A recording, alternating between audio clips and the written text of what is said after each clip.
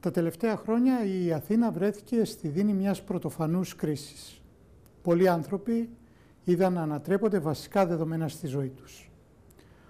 Ο Δήμος της Αθήνας στάθηκε εξ αρχής στο πλευρό αυτών των ανθρώπων και ειδικότερα στο θέμα της αστεγίας.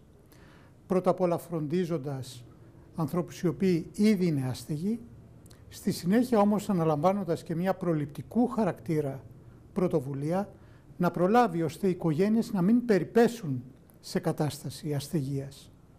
Εδώ έρχεται λοιπόν το δίκτυο κοινωνικής κατοικίας που έχουμε δημιουργήσει. Μια πρώτη πολυκατοικία για να στεγάσει οικογένειες δημιουργήθηκε από τον Δήμο σε συνεργασία με μια μη κυβερνητική οργάνωση στην οδό Μπουμπουλίνας.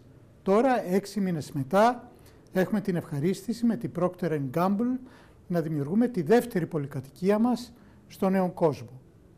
Ο Δήμος έχει καθήκον να στηρίξει τους πάντες, κυρίως αυτούς τους ανθρώπους που δοκιμάζονται πάρα πολύ σκληρά, και γι' αυτό θα συνεργαστεί, όπως και συνεργάζεται ήδη, με κάθε δημόσιο και ιδιωτικό φορέα που μπορεί να βοηθήσει σε συνθήκες ισοτιμίας και διαφάνειας. Για εμάς στην P&G, το θέμα της στέγης, του σπιτιού, της οικογένειας έχει μια ιδιαίτερη βαρύτητα, γιατί, όπως ξέρετε ίσως, κάθε προϊόν το οποίο δημιουργούμε έχει ως επίκεντρο το σπίτι και τη φροντίδα της οικογένειας.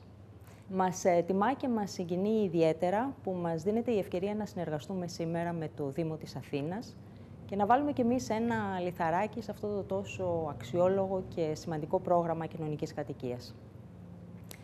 Η ευχή όλων μας στην P&G είναι να μπορέσει αυτό το σπίτι το οποίο δημιουργούμε σήμερα όχι μόνο να παρέχει την απαραίτητη και πολύτιμη σε όλους στέγη, αλλά ταυτόχρονα να μπορέσει να γίνει ένας χώρος μέσα στον οποίο θα γεννηθούν όνειρα και θα υπάρξει αισιοδοξία για το μέλλον και πάλι.